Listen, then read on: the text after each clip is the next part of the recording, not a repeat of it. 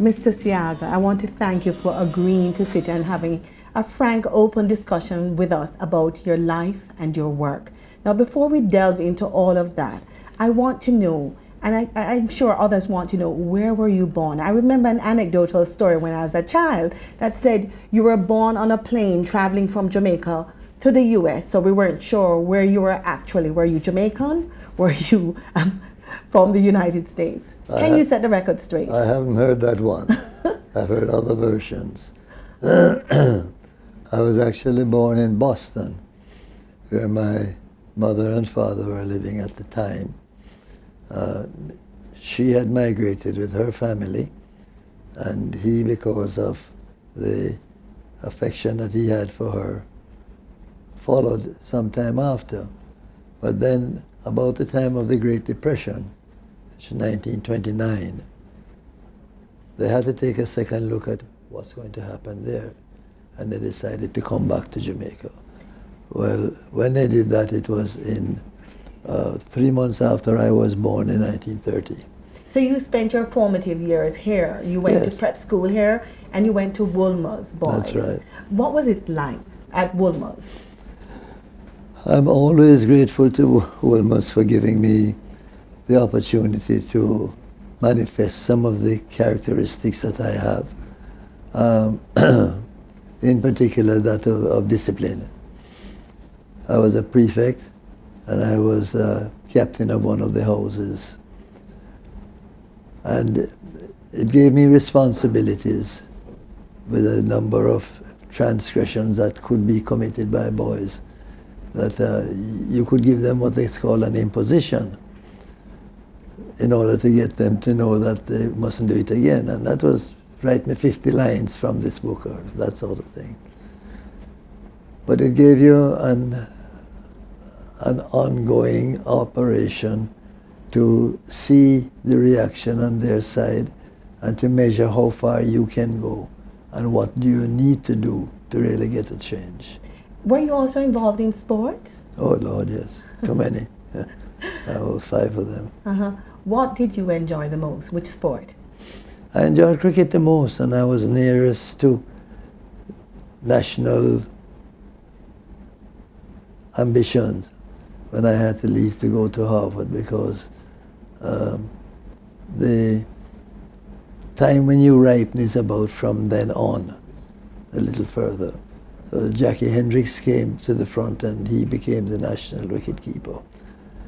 But the one that I did best in was a rifle, where I had a Jamaican national record for the small bore, 22 caliber, 199 out of 200. It stood for many years. Okay. You went to Harvard. I think you went there initially with dreams of becoming a nuclear physicist. Is that correct? I was fascinated by the world that was exposed to me at the time of the war, when the nuclear bomb was exploded. And I sent abroad and got a book to read more about it. And I was fascinated by the whole business of the planets and the molecules and the atoms all having this action and reaction on the other. And that's why I looked at nuclear physics as something that I would be very interested in. But it didn't turn out that way, because to get to the point where it gets interesting is a long haul. And I was too impatient. I wanted something where my brain could be used early, and I could apply it with my own thinking, not to be learning of what others did. Although they were important, of course, very important. But I wanted to put my own brain to work. And so I switched to the social sciences. Why? Why the social sciences? Well, it gives you a chance to use your surrounding as the drama, as a theater, and to determine people who are part of that drama or that comedy or that excitement, fits up into pieces of the personality, and together they are a unit in a society. And with all of that, they also practice a culture of their own. And in all of these things, you get feelings that not only enchant you, but you get feelings as to what you'd like to see done. You're an expert in Jamaican anthropology, that is, an expert of human societies, cultures, and their development. On your return to Jamaica after leaving Harvard in 1953, I gathered you got a grant fund which sent you off to do a study on Jamaican spirit cults. Yes. Right. And that is how you ended up in Buxton Town? Is that it? No. I'd already been to Harvard and come back. And I read one morning of a lady who had arrived in Jamaica, who was one of those people who could foretell the future and was said to be able to be receptive to spiritual talk and that sort of thing. And she was in Montego Bay vacationing. So I decided to go down and to talk with her. And when I went down, and it's a lucky thing that I did, I saw it all in action. The waiters and everybody wanted to touch her, and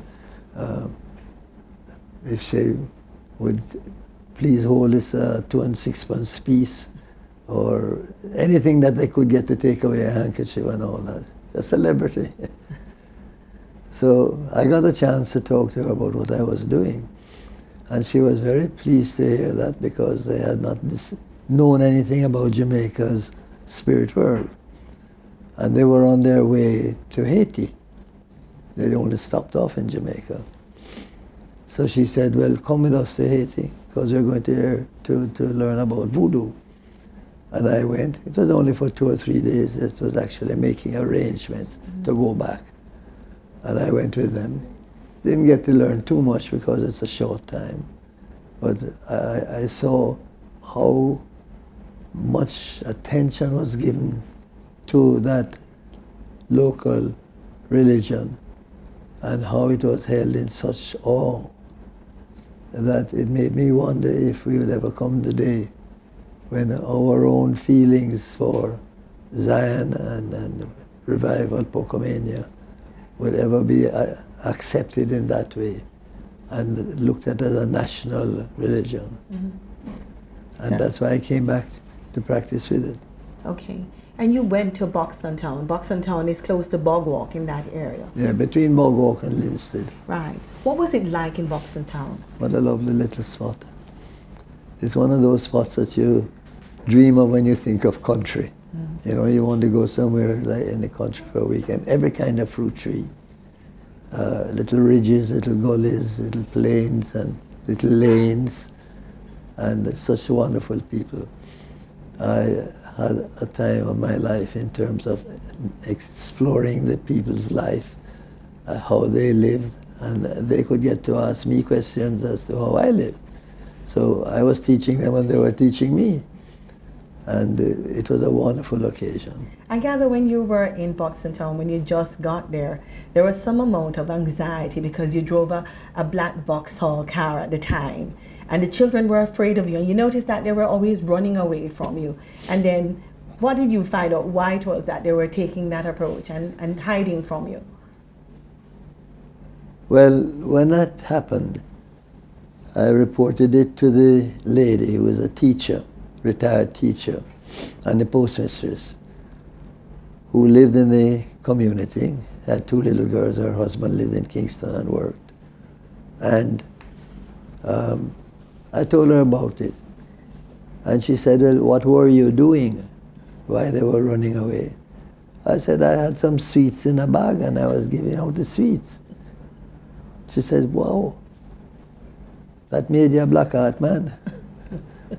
I said, what's a black heart man? She said, a man who goes around giving out sweets, drives a little black car, and catches the children, take them away and cut out their heart. I said, my God. Next thing, somebody come and report that I'm trying to capture them. So I had to suspend everything for a while and think out a new strategy. And the new strategy worked because I was of great use to them with that little car. And I took them on expeditions to agricultural society fairs and things like that, and I went around interviewing the householders, mostly the ladies, and I did my work and they did theirs. It was such a lovely place. You worked and lived in the community, which was not the norm. But at that time, we found out something else about you, which is that you like roasted jackfruit seeds and that you also play the mouth organ. I gather you used to sit with them and play music and stuff. Yeah, my father used to play the mouth organ, and I took it up. And I could turn a good tune on it. Unfortunately, I would love to have played other instruments, but I didn't have the knack with the left hand. So I used the mouth organ wherever I was. I carried one with me. And on this occasion, I went up into the hills above Buxton Town, where the men were working in their farms. And one man was digging holes for planting the yams. And what you do on that day, when you're digging holes, you get everybody else to come and dig with you. So it's called a digging sport. Yeah. And when they're doing it, you return a gesture. And then when you're digging, they're singing digging songs. They don't have any instruments, and they don't use instruments, just their voice. And they make a sound that gives you a rhythm.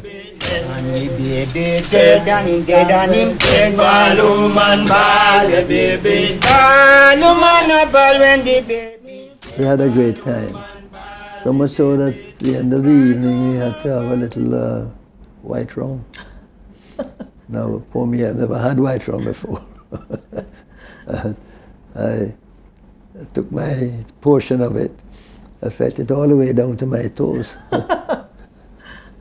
And when we were leaving, coming off the hill now, I was in the front playing the mouth organ, and the men were behind me, sort of not marching but jogging down and singing.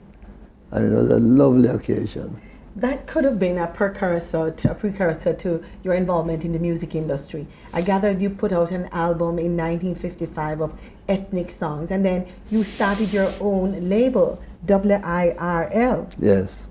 A label that was successful. It put out in 1959 a song by the duo of Joe Higgs and Roy Wilson, Manio, which sold a whopping 30,000 copies, I'm told. I'm not too sure about the number and how that compared, but the people tell me that. I wanted you to listen to the song and tell me the memories that it brings back for you.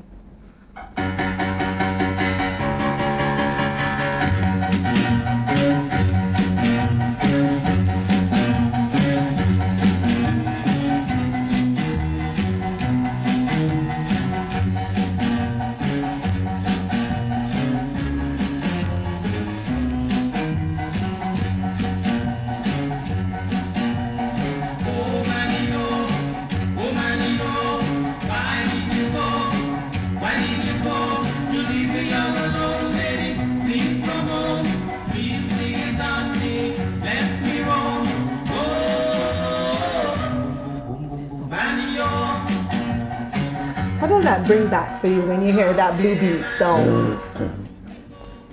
It's a very unique beat.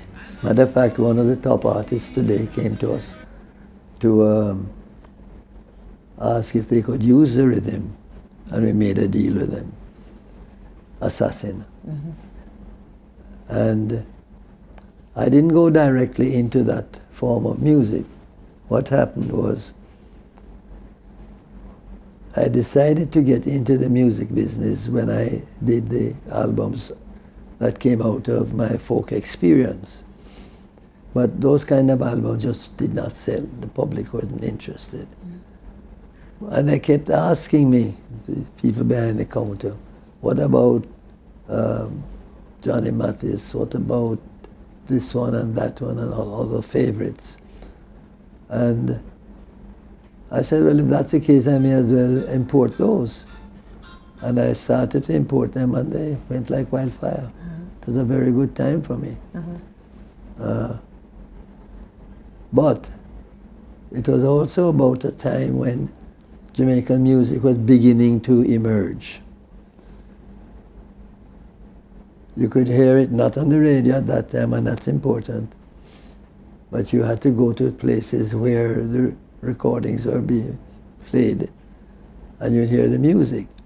And Ver Johns was an impresario, and he had a competition that singers participated in, I think weekly or monthly, whatever it is, and the winners would get prizes, and many of them would go on to get contracts to do more singing. And that was how I heard of Manio, because Ver Johns was a good friend, and he told me about this song. And it just so happened that at that time, there was a competition, there was a performance at the Ward Theatre of different artists, like how you have a show now. And they were the guest artists. And I went there and I heard it, and I said, yes, I want to do that. This is not my first local record, but this is my first local record that is a local record. The others were other records that had roots abroad. And having done that, it was very successful. And so I continued to go, but it was at an odd time. It was 1959, 1960, 61. I was also developing a great interest in the political life of the country. It was the time of the referendum, and I had an inborn feeling that Jamaica could do it alone. And when the decision was made by Sir Alexander Bustamante that we would go it alone, I was there right with him. And so I continued by entering the campaign for the referendum, which was won by the Jamaica Labour Party. And thereafter they won the election that took us into independence. So a lot of other things were happening. In other words, I was being introduced to politics at that time. I didn't have an intention, but I just liked what I saw and what I felt. And I thought it would be a useful platform for the things that I had learned in the communities in which I lived, to be able to use those examples and make national projects out of them. One of the things that you did around that time, I'm thinking about 1961, was that impassioned speech, the haves and the haves not. Yes. Could you tell me, how did that come about? Well, it just came to me really as something that I could do in Parliament. I was in the Senate at the time. It was called the Legislative Council then. But it wasn't something that I planned. It had just happened to me on a weekend. And I started to map it out in my mind because I had seen it now. I had seen the haves and the have-nots. I came from the background where people would say, well, you're a have. It wasn't really so, but nonetheless. And the have-nots were all around me then. And I had that opportunity to see how they lived, what they ate, how they got clothes, their entertainment, schools, everything, their whole life. Because I didn't go in the morning at 8 o'clock and come out at 4. I slept there. I had a little house that was just built, coincidentally. And I had the opportunity to rent that house and live in the community. And a lot of things you learn that goes on in the early part of the evening, the telling of tales for ring plays and other things like that. So it was a much richer experience than if you went in to ask questions from a questionnaire. You were appointed to the Senate, the youngest, well, it's now the Senate, but it was the Legislative Council at age 29. That's right. At age 30, you were part of the group that helped to draft the Jamaican Constitution. Yes. At a young age, 30. That would be right. As a matter of fact, it was before that, because I was in the Legislative Council for a period when the Constitution was being drafted, before we had that election in which I won my seat and I was a member in the House. And it gave me an opportunity to see another phase. You see, I had never taken any courses at Harvard in government, in history, in law, economics, any of those things. I had to learn them all on the run. And it gave me a wonderful opportunity to see how the Constitution becomes the highest law of the land and what discipline it brings to the framework of normal law. And that opened my mind now to the field of politics as a system which plays a role within the Constitution. And I wanted more to get more deeper into politics because of those things. And that's what I did. I was a candidate in the 1962 election, won it, and won it ever since. Mm-hmm. Now, before we go on, as it relates to the Constitution, since you are the only living member of the founding fathers of Jamaica. Since the time of the Constitution that was drafted, you have spearheaded a number of initiatives that have made adjustments to that Constitution, to what was before. You initiated, among other things, a rewrite of the human rights section of the Constitution to perform for a charter of fundamental rights and freedoms. What else did you think, or what else did you think was in need of adjustment, and you helped to make that adjustment? Well, what we did, we thought have been sufficient. Those were days when you didn't have to lock your doors, you didn't have any maltreatment. People had problems sociologically, but they weren't of the tragic and horrendous nature that came about in the later years. So I didn't think that there was anything wrong with the Constitution as it was drawn. But as we went along, and when we got to the state of emergency in 1976, I realized, no, this can't be normal. There's something going on here. And in seeing what was happening, the way in which it was invoked one-sidedly with discrimination, and the reason for it being revoked was to stop the JLP's campaign, which was creeping up on Manly's position and was almost in the same position in points in the polls when they brought on the state of emergency and started locking up people without, well, they should have had a permit to do so, but they didn't use the permit. The minister pre-signed the permit and gave it to them and said, go out now. And they go out and lock up people who were more partisan to JLP than PNP. Not entirely all the cases, but definitely so. So that when the election came, a lot of our agents had been locked up. We had to find new agents, and you don't just find a new agent like that. So it was a great hazard to us. And I said, this can't continue. And I took that feeling with me right through the 80s. And in the 90s, I got the chance to express how I felt about it and what ought to happen to give everybody human rights and to respect them.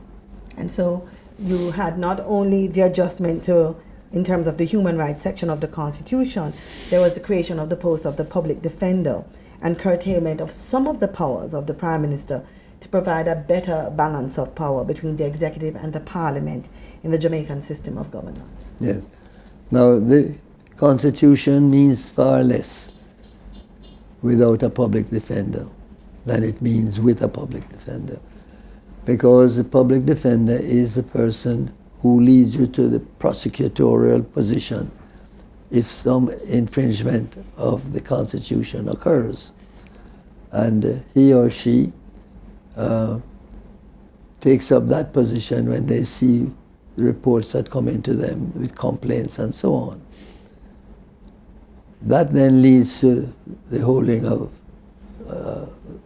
the hearing of it in a court of law, and decisions are made. Without the role of the public defender, it wouldn't get that far. a lot of important changes were made at that time. The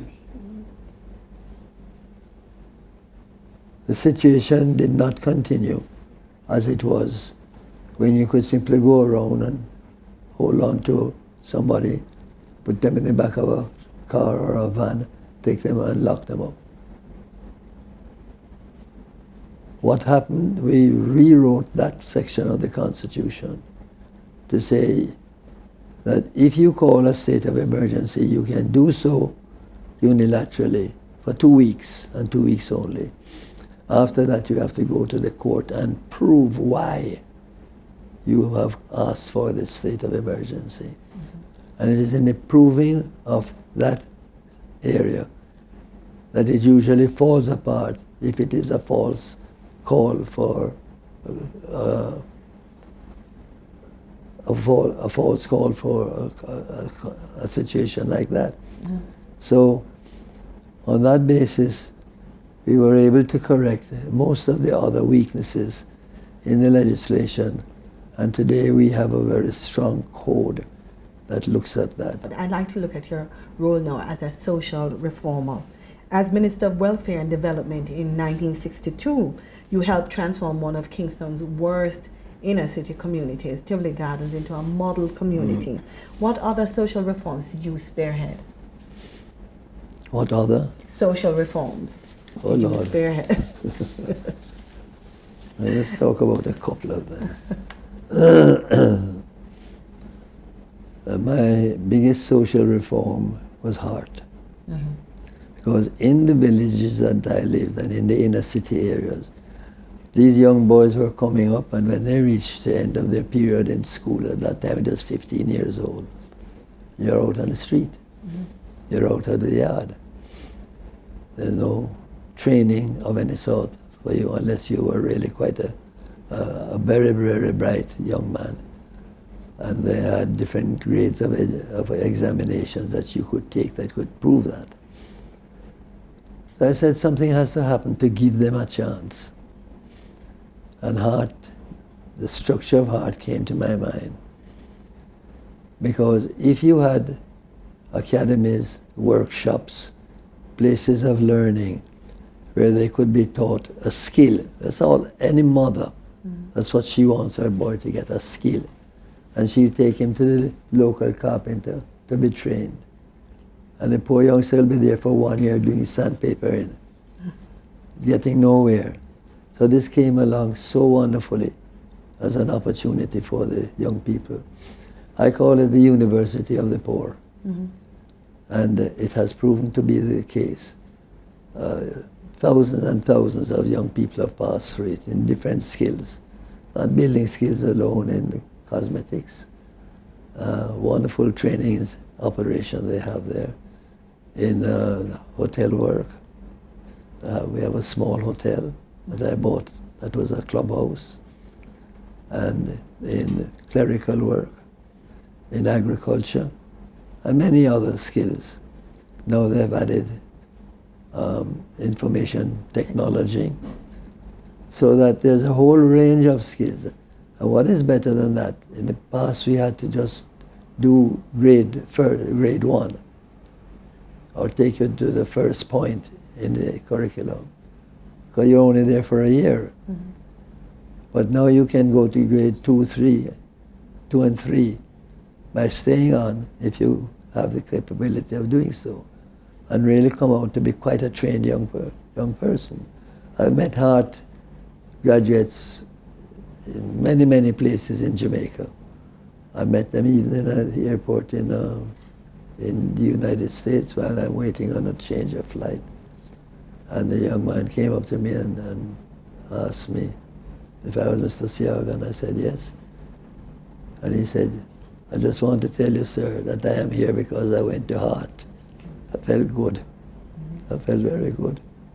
You were being very modest, Mr. Seaga, because aside from that, you have had a whole range of achievements. I can read a whole list. You were responsible for Things Jamaica in 1963, the Jamaica Festival Commission, the return of Marcus Garvey's remains to Jamaica in 1964, several museums, including the Arawak Museum, and Port Royal. The introduction of National Heritage Week, Creative Production and Training Center came out of your work, and the Media Divestment Program to establish several radio stations and television stations in Jamaica.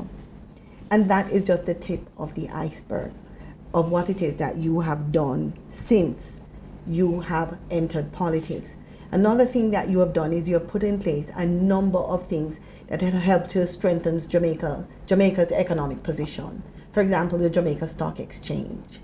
You were instrumental in that, and you were instrumental in a number of other local financial institutions. Could you tell us about some of those? Well, insofar as the financial institutions are concerned, I introduced a number of different types of financial institutions, covering most of the whole panoply of things that can be done. Merchant banks, a mortgage bank, what would have been called abroad a mutual fund, but here we call it, forgot the name. Unit Trust? Yeah, that's right, Unit Trust. And with all those, you broaden the extent to which people could invest and get the opportunity from that investment to build and to grow. That came about as a product of the fact that when I took over the Ministry of Finance after Donald Sangster died, it came to my attention that practically every bank in Jamaica was foreign owned, and every insurance company virtually was foreign owned. I said, we're independent now. We can't allow you or the only people to decide our fate at your boardrooms abroad. We want to have our say, and we want to have the right to use our money that you're saving and our money that you're investing. And I spoke to the banks. They didn't give me any great big argument. I told them I wanted to see shares from your banks being put on the stock exchange so that Jamaicans could buy them and own a piece of the action. I spoke to the insurance people. They were a little more resistant, but when the time came for them to make a decision, they made a very big decision. They decided to sell all of the company to Jamaicans. And so we ended up with a number of companies in Jamaica that were foreign owned in insurance, that became Jamaican owned. Island Life, for instance. Life of Jamaica had started just before that, but it took off. Others took off in following that model and in the opportunity that I gave them, because no use starting from scratch if somebody can sell you something that's going. And so it was a wonderful opening of the economy of Jamaica, and it enabled people to be Jamaicanized in their investment. The other areas of involvement that I had that was dominant was culture. And the first decade after independence was the period of culture. There were so many things that I did that it has never been replicated. First thing was the Jamaica Festival, the introduction of the festival, giving all the young children a chance to learn the folk songs and other aspects of folk culture, and to perform them, and to have competitions with them. That was a great outlet for young people, because it was all done in the schools, and the teachers were so glad to have that help, because they wanted to be able to teach the youngsters this sort of part of their culture. And that has gone on from then until now in all its glory. But apart from festival, one of the other main things that was done was the setting up of 100 villages with community centers. That program allowed us to introduce a number of things that could be done in the community centers. Craft work, home economics, cooperatives, and sports and arts.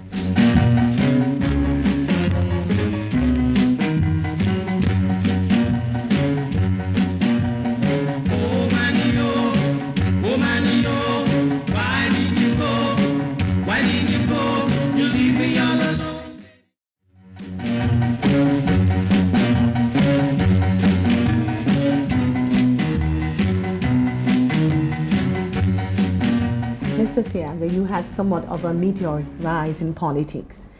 You started out in 1959, you won your seat in 1962, you became leader of the Jamaica Labour Party in 1974. Now, in the period leading up to the 1980 elections, there was basically what could be described as an ideological battle between yourself and the Right Honourable Michael Manley, who was the leader of the People's National Party at the time. You held the view that without a strong economic base, one cannot deal effectively with the problems of the country. He, on the other hand, had the position that politics is the heart of economic underdevelopment. And this is what you said about that. He told us that if you fix the politics, everything will go right. And the politics he referred to as socialism. And well, if you some would say he didn't fix the socialism, politics. it will take you to nirvana. Yes. Right? Well, in his fixing the politics, it took us to the edge of a cliff. So that he was the one who first started the argument that politics is the fundamental element of the equation that has to be put right. Yes.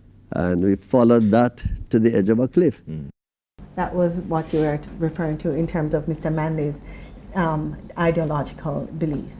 Yes, well, that was Manley making the turn from what we had known beforehand as the type of ideology that we were following, which was a liberal capitalism, or in some cases populism. In making that turn, he was joining with a number of countries throughout the world which had become socialists, in which politics is the dominant feature of the society. And everything has to be geared to how it fits in with politics. And the ideology that we had before that said exactly the opposite. That politics is a part of the framework of the society, but it is not the dominant part. And so we took issue with that, and he went on to build more and more in the depth of socialism, using Fidel Castro as his model. And I took advantage of that fact, because Cuba was no example for anybody in Jamaica to want to follow. Cuba had a number of good things that were going on there, but at the same time, the life, the freedoms, and the area of productivity and ownership and so on were lacking. So I pointed those out to Jamaicans while he was pointing out the education and the health programs of Cuba. And without speaking too much about the dominance of the country's political system, in which they didn't even have elections. And we entered that, we went on that pathway for a good part of the 70s, until people began to see what politics was doing to their economy. About the middle of the 1970s, the economy started to collapse. And by the middle, the Bank of Jamaica had run out of foreign exchange. This was one of the features of an economy in which people have become fearful. They've stopped producing. They're looking to escape and to leave the country and go somewhere else and use their skills there. And that was what happened. So as the bank had less and less foreign exchange, the Bank of Jamaica, we were able to import less and less. and import permits had to be issued, and a lot of things were deemed not to be necessary. But we got down to things that were necessary too, that had to be imported but couldn't be except in small amounts. Sometimes there were fights in supermarkets over the bag of rice that just came in and that sort of thing. So the people really began to understand in the second half of the 70s that politics was destroying their economy and this way of life that they were accustomed to. By the end of the 70s, or before the end of the 70s, that argument sharpened to the point where what Manley said was not credible anymore. People ceased to believe him. And I was predicting what was going to happen as the next step in the economy, and predicting it correctly, while he was maintaining that that would not have happened. For instance, they said in 1976 that there was not going to be a 40% devaluation come January. 1976 was when the election was held. They couldn't say anything else. But came January, there was a 40% devaluation. And it made people understand that I knew what I was talking about, and they didn't. So politics and the economy are on the same seesaw, and you'd have to try to keep a balance. Well, that went on until he lost all his credibility, and we won the 1980 election with a massive majority, massive. I gather you won, the Jamaica Labour Party won 51 of the 60 seats that were up for grabs. Correct. But you know, there were whispers of intrigue, Mr. Seaga, of the JLP, and you in particular being backed by the Central Intelligence Agency, the CIA. In fact, you were seen by some as a pawn by the United States in the Cold War leading up to the 1980 election. Can you please set the record straight? Is there any truth to the fact that you were being backed and you were a pawn being used by the CIA? Michael Manley did that for me. In 1978 or 79, he was on a radio show, a television show in Miami, and he was asked the question as to whether the CIA had any involvement in what was going on in Jamaica, and he said no. And he couldn't say otherwise because it wouldn't have been the truth, and he was at that time trying to get back in the favor of the United States because all the major trading partners had cut off credits, and there was little by way of trade going on with them. So if he lied, he would have been in deeper trouble. Mm-hmm. So he made that statement. A couple of days later, the leader of the House in Parliament here made the same statement that there was no CIA. He said it was the mafia. Well, that of course was just a bit of a joke. Mm-hmm. So that got rid of that argument, but of course people don't really know it. They don't. It's not part of the prominent folklore of the country politically. But it never came about again after that. Okay. As a matter of fact, at the end of the 80s, when socialism died, Manley was at that time in an election in which he had to make a promise to the people and to the business people in particular, that he would continue what I had been doing if he won the election. Mm. So I had set the agenda for the 70s and for the 80s. Okay, the other thing that I wanted to ask about in the victory of 1980 was the fact that it was marred by the level of violence, unprecedented, that we have never seen before in Jamaica. Over 800 persons were killed leading up to that election. Mm. And there are people who link you to the violence. How do you react to that statement? And were you linked in any way to that violence? I explained that in my biography when I wrote. I didn't do much to deny any involvement, because although it wasn't true, they were labeling me in such a way that they were making me a fearful person. And with that fear, it was difficult for them to be able to carry on a political work of, in some ways, because they were dealing with somebody who was going to lock them up if they lost and that sort of thing.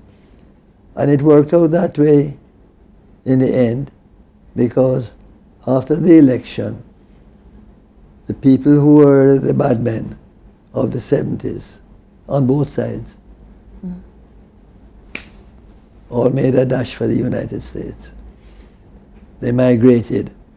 They carried on some of that war over there, but they migrated from here because they thought that I was going to be very harsh with them and to not only lock them up, but that they were going to die under circumstances.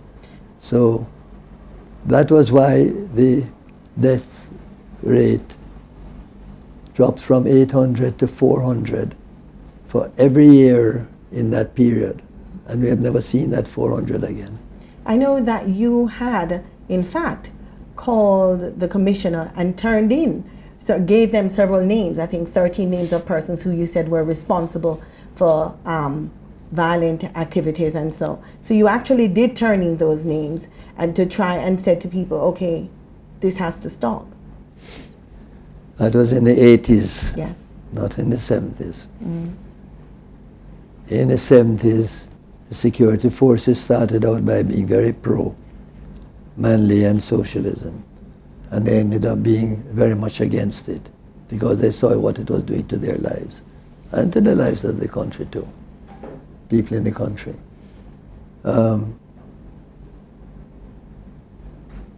I wanted to create a situation in which, as I said in my acceptance speech at my inauguration, malice towards none.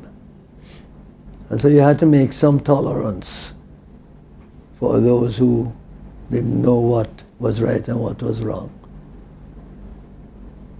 The practice of that gave some room for some of the youth in Tivoli Gardens to take advantage and to go more deeply into political activity, until it came to a point when I said this had to stop. They were killing off one another. And I gave the police a list of, I forgot how many names, 15 or 20 or whatever it was, to round up these boys and query them about their activities and to see if any of them were wanted. Well, that quieted things down for a while, but not forever. But it had to be done because I was trying to build a community and doing so very successfully up until the time that the political life of the country became militaristic. Because in a socialist country, you have to have a strong military backup because you're telling people, give up what you own to the state. You're telling them, you do what I say, you don't have any choice. You're telling them that you don't have any vote. There's no such thing as election and that sort of thing. That would lead people to revolt. But if you had a strong military backup, they couldn't revolt because they would be dealing with you, using that strength and using all the cruelty that goes with that. So we had to have a strong militarism here. He couldn't get that out of the security forces. They wouldn't go along with that. But he got it out of the boys that lived in the communities of all the constituencies around West Kingston. They became the gangsters on the street. And so it created a quid pro quo into Tivoli Gardens area, and all the wars then broke out. What were your goals when you came into power, and how did the economic recession affected those goals? When I came into power, I had to do certain things to bring business back into the forefront, because there wasn't not only no growth, but for the 8 years that the PNP had been in power in the 70s, there was only 1 year in which there was a slight amount of growth. You could say there was no growth too. So the first thing I had to do was restore growth. Now what was killing the business interests and their future were price controls and import controls. They made the point that if they were told that they could only make so much money out of investing and taking risks, that it wouldn't be worthwhile. And in many instances, products that would have been successful in their business had to be removed. And that's part of the reason for the fallout in the ability of the business community to operate. The same thing with the imports. If you can't import items that you need, the spare parts, hundreds of cars lying down because there's no spare parts, the other type of equipment that is necessary to make the economy run, then it just won't work. So what I did was I removed the licensing of imports. And when I did that, because by that time now we had got back a fair amount of foreign exchange to be used in the country. It wasn't like in Manley's case where if you were going abroad, they'd give you one small amount of money. And because the economy was now more open in that respect, people could bring in cheaper goods from abroad, which would not allow the local merchants to put up their prices. So if you can't put up the prices because of that, then forget the price increases. So we removed the price controls as well. And the economy straightened out and started to grow in the first 2 years. But then we had a massive recession starting in 1983. And that was like the recession of 1929 in the United States. And we had to adjust to that. Now, where we were hurt in that recession was in the extent to which bauxite and alumina Prices would not sell on the open market because people were not buying the raw materials worldwide to the extent they used to. So that means that the funds that we used to get from bauxite and from alumina, royalties, etc., went down. Now, unfortunately for us, it didn't go down and stay down. It went down a little bit, then it went down more and more, and we never knew when the changes were going to be made. So we couldn't even keep track of it and saying our budget is going to provide so much foreign exchange for the year, because in another couple of months it would have gone down again. So we had to go the route of a new IMF agreement. Manley had rejected the IMF and the IMF agreement that they offered him. But I had to take it, and it was 3 times as bad.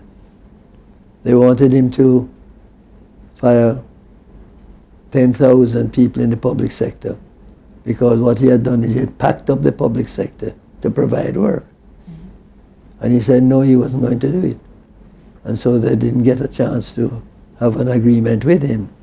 When it came to my time, because they knew that I understood the role of a large labor force that you can't afford and that's not producing, they said you have to now get rid of 30,000. Well, of course, that had never happened in Jamaica. And that damaged me considerably electorally. But I had to swallow that because this was what was good for the country. I couldn't have done it otherwise. We had to cut the expenditure of the budget, and the only place you could cut it was in the wages of employment. And it was a bitter medicine for Jamaicans to swallow. Very bitter, very bitter. It grieved me very much. But the total number of persons then employed after that in a civil service was 70,000. Before that it was 100,000. But when we were down to 70,000, we started to grow. Yeah. Because the savings from that allowed us to do things that would make the country grow. There were other things that you did despite all the challenges that we're still reaping the benefits from. There was a National Development Bank that you helped to implement, the Agricultural Credit Bank, the National Investment Bank of Jamaica, the Export-Import Bank, Jamaica National Investment Promotions, which is now JAMPRO, were all put in by you in the 80s. Yes, that's part of that group of financial institutions that I created. Mm-hmm. The Agricultural Credit Bank was a bit of an experiment because there were little banks around all over the country, little people's banks. And that's where the farmers used to go. But so many of them had run into financial trouble in the 70s that they had no money to lend and they were in deep debt. So we weeded them out and took out the best of the bunch and make sure that they were in geographical areas that would be easily reached by the farmers in the community, and started to rebuild those with some international aid. And that's where farmers went. You can't get a farmer to go into a multi-story, high-rise building and talk to people about loans that he wants, because his loan is far too small for being of any interest. So he's intimidated right away. So the Agricultural Credit Bank was not a success in my view. It was there now for big agriculture. But the country wouldn't accept big agriculture. You know, we had it in sugar and bananas, and we were having plenty of trouble with those.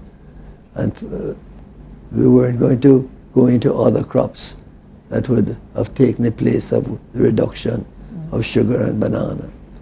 So the Agricultural Credit Bank wasn't the route to go on that one. But there were other policies that you put in place that seem to have had measure of success.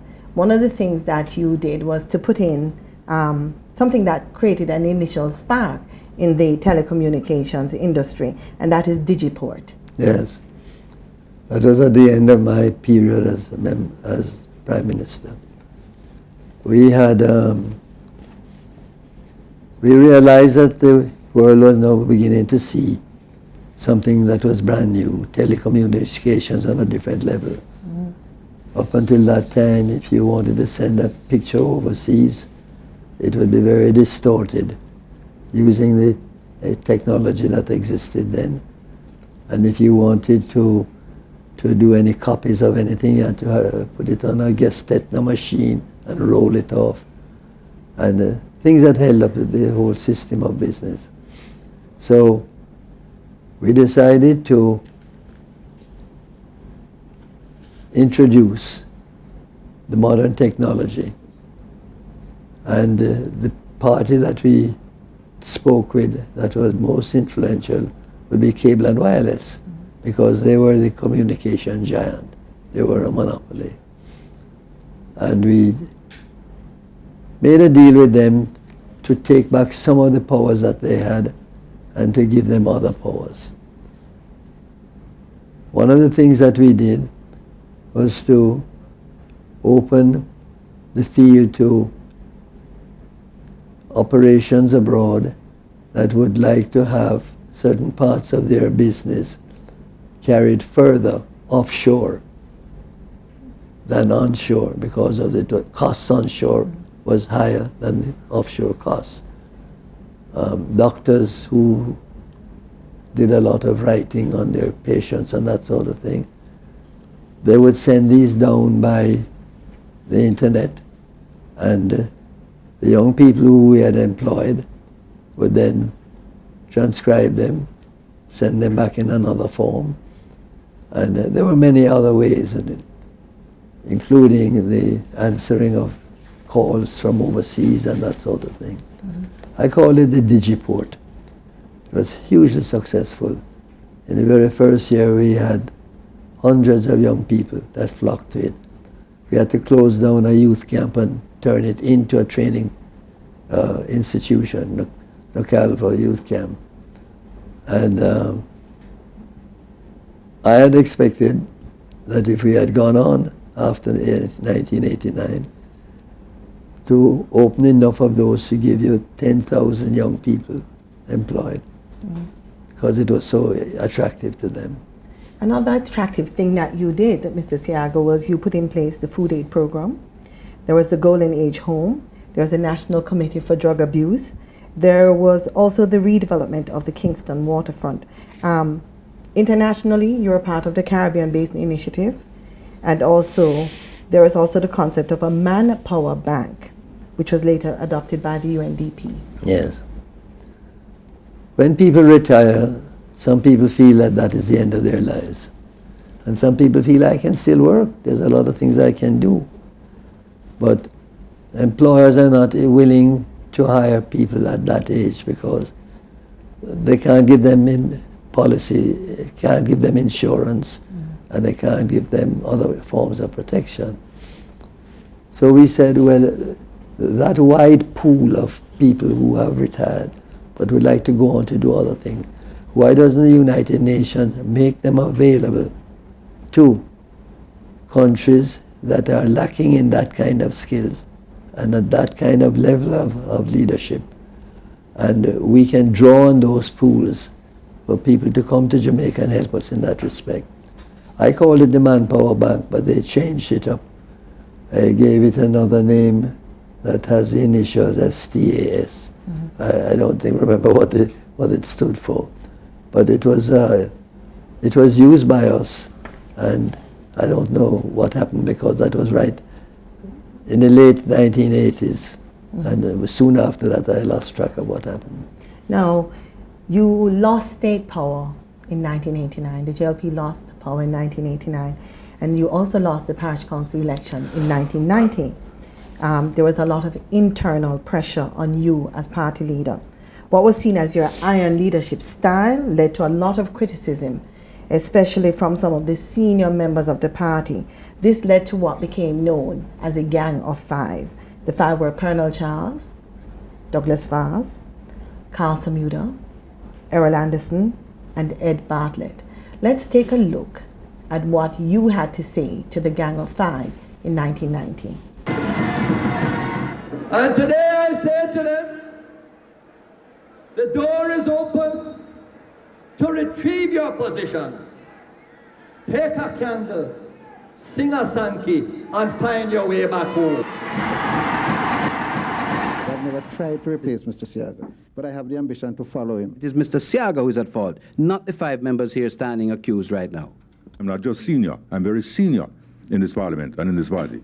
I remain a member of parliament. I intend to continue. There has not been a shred of evidence, credible evidence that is, to substantiate any of the charges that have been trumped up against me in particular and all of us together. They have not taken away my right to speak. They have given me the right to speak on every topic. And come next time, I am going to be there. All of a sudden, everybody turned on. The better learn that in any organization is only one done going rule. The one done gone rule, like a triangle singer Sankey. Mr. Seaga, your leadership style has come in for a lot of criticism, and this was just part of it. What do you have to say about your leadership style?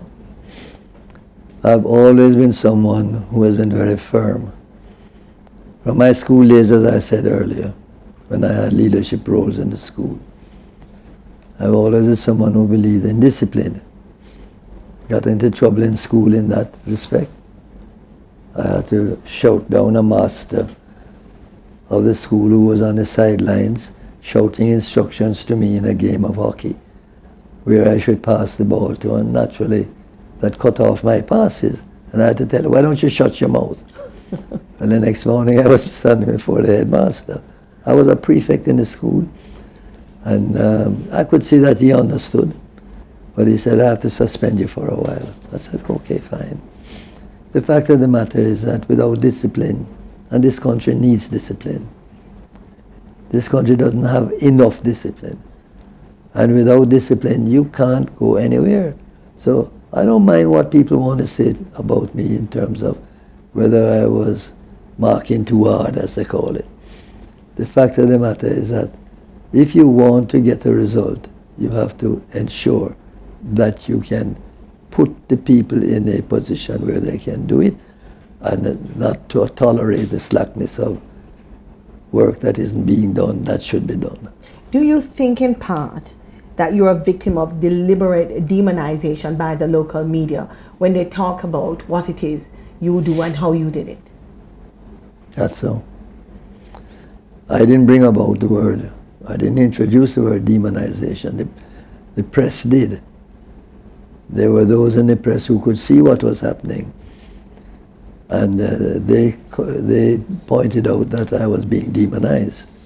Well, obviously no one wants to be demonized, but it helps you in another way, because people are more inclined to hear what you have to say and to do what you need to do if you have a characteristic of being strong and forceful.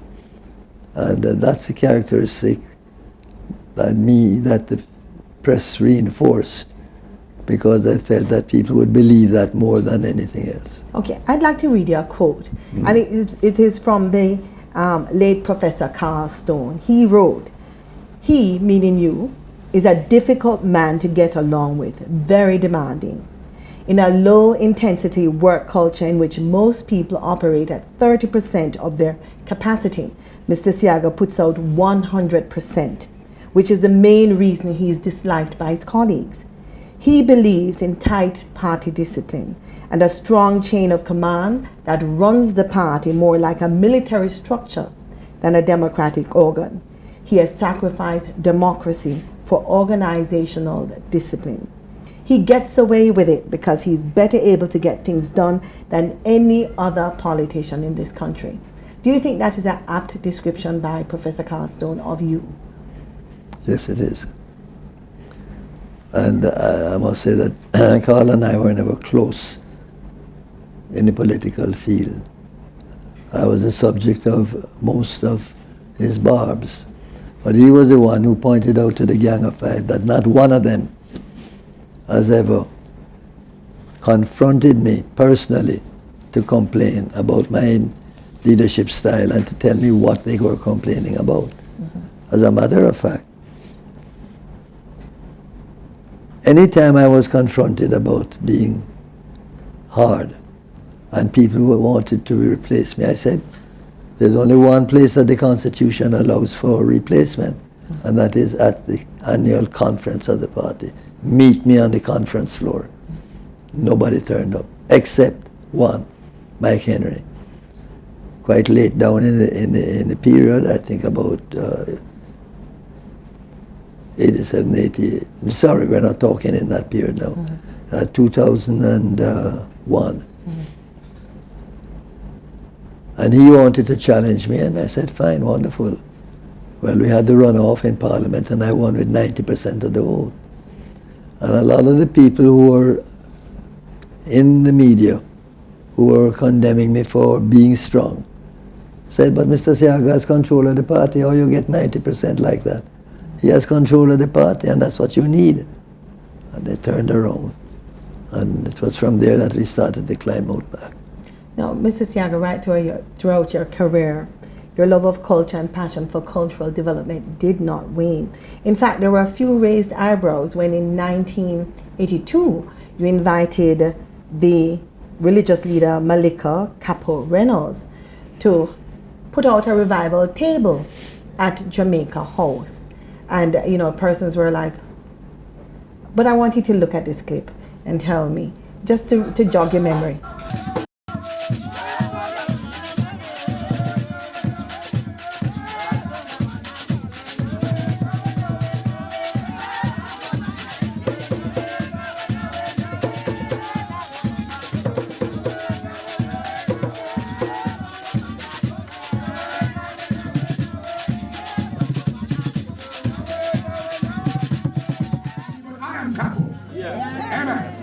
I said, I'm Capo. Amen. One of the oldest revival in Jamaica. Amen. I am the shepherd that you see here. He's the two oldest revival man in Jamaica. Amen. But it's because we are disciplined. Why we are here until now. Amen. And I'm asking all revival mothers, hallelujah, to be disciplined and walk this straight way, because the Prime Minister has given to us a piece of gold in our hand. Let us cherish it. Because time gone past, you couldn't dare to march out on the street. More than to take someone vehicle from different parts of Jamaica to come here, you would be kicked down, you would be gunned down, and you would be called who would be a man. Amen, Jesus. Amen. Now tonight, I am asking revival people to be happy. When I came here, I did good works in revival.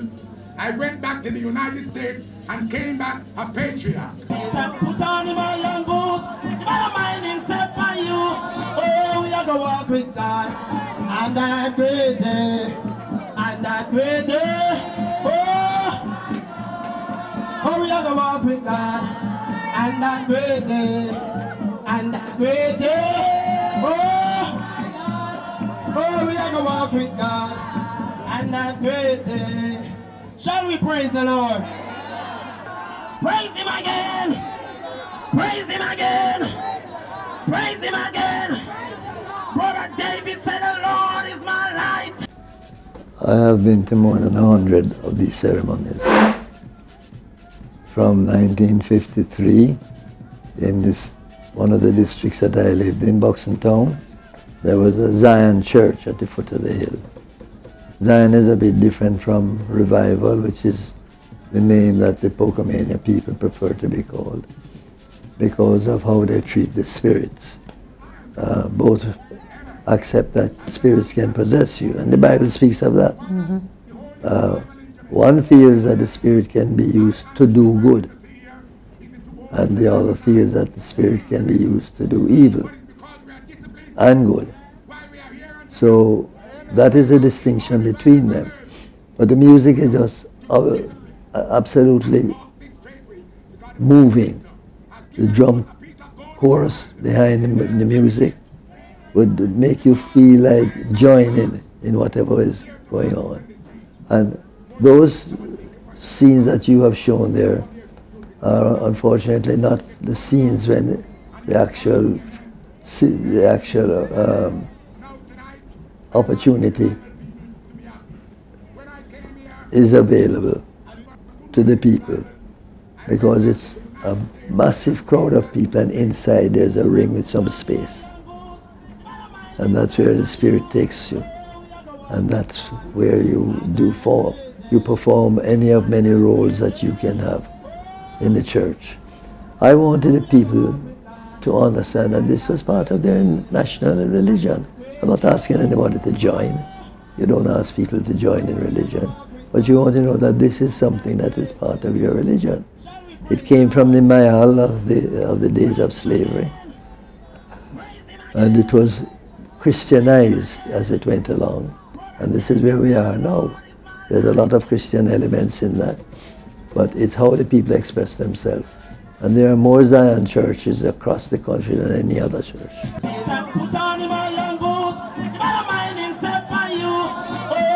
Walk with God, and that great day, and that great day. Oh, we are going to walk with God, and that great day, and that great day. Oh, we are going to walk with God, and that great day. Shall we praise the Lord? Praise Him again! Praise Him again! Praise Him again! Brother David said, the Lord is my light.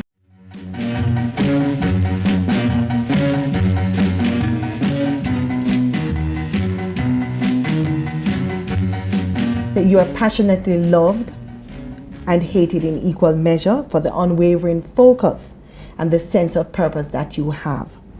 To your admirers, purpose. Oh, purpose. That you have. To your admirers, you did good out of the conviction that you were right. To your detractors, you did bad for precisely the same reason. What is your response? Well, I don't know how anybody can blame you for being strong insofar as the passion of love is concerned. I love the people. I don't go around telling people that I love them, but I love to work with the people of Jamaica. When the time came for me to select a seat and I made up my mind in 1962 that I would go forward as a candidate, I decided to select the West Kingston seat, which was where I had done my research. And the party hierarchy didn't understand that. They looked at me and said, "You're going to be killed down there." I said, "Well, I've been there before, I'm going back again." And I grew from strength to strength. Those people who begrudge you for that, and it is a begrudging reaction to take, is because they're not able to get people to understand that they want strong leadership.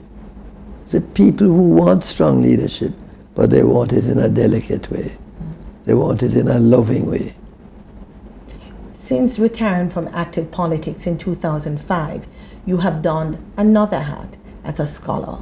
You were given a job as a senior research fellow at the University of the West Indies Mona campus and Chancellor of the University of Technology in 2010. You have also been writing. Yes, I didn't get the job. No. I was given the award of Distinguished Fellow.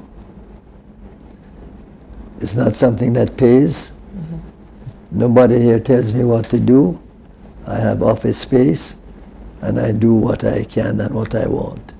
And that's why and when I wrote my autobiography of 2 volumes, I had the time. Being Chancellor of UTech is not a paying post. I'm only there as a symbol.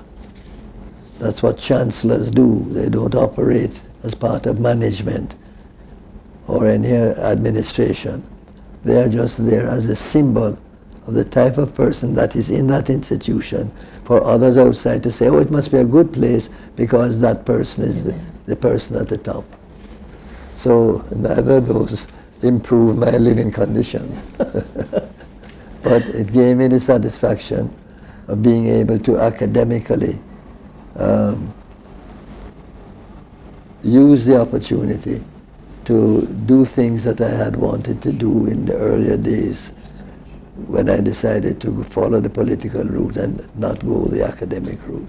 Okay. We have looked at Edward Seaga, the legislator, the anthropologist, the social reformer, the politician and scholar, but what of the Edward Seaga, the family man? You have 3 children with your first wife, Mitzi, 2 sons, Christopher and Andrew, and a daughter, Annabelle. And you have another daughter, Gabrielle, with your second wife, your current wife, Carlo. Now, I wanted to ask, because I've heard it, but I'm not sure, I've never read it. Is your first son, Christopher, adopted? Yes. He is an adopted child. But we don't repeat that word. We don't talk about it that way. As far as we are concerned, Christopher is a son. And there he is right behind you. Now, your first wife, Elizabeth, Mitzi Constantine, described you as shy. She described you as shy. Shy, yes. Right. And she also had this to say about you. He is bright. Yes. There's a gentle side to Edward Seaga. Gently. Really. Yes. Yes. The tyrant that the people portray him as, I don't know that person. I don't know the tyrant at all, no. I don't know. I know a man that's impatient, that he likes to get things done. He is creative. He has foresight, and he's bright. And he doesn't have patience with people that give excuses, you know. He doesn't understand that I can't, or it can't be done. He's a man that I respect. You still respect? Of course I do. Yes. Yes, he's the father of my children. He is an honest man. Very honest. I think that's what I respect about him most of all, is honesty. I remember once he told me that the most dishonest thing that he ever did was in the 70s when they had abandoned bird shooting. Bird shooting. And he went out and stole a shoot one Sunday, and he felt so bad about it. And he said, I said, Eddie, this must be the most dishonest. He said, yes, it is. He felt terrible, but he just, you know, he just loves bird shooting, and that's the one thing that really relaxes him. And I thought that he was going to go crazy. And there were a bunch of fellas that were going out to Portland, and they said, come, Eddie, man. You're passionate about bird shooting, but it's not only about bird shooting. I'm told you're passionate about gardening as well. Yes, gardening and landscaping. Yeah, there's that side of me that very few people know about. Matter of fact, I've given up bird shooting, although it's been in the family from I was a little child and before. Something happened. I shot a bird, and the fellow who was with me went to pick it up, and he put it down beside me, and the bird wasn't dead. And I noticed that it still had a wing like that, going like that, lying on its side, and it looked up at me. Why did you shoot me? What have I done you?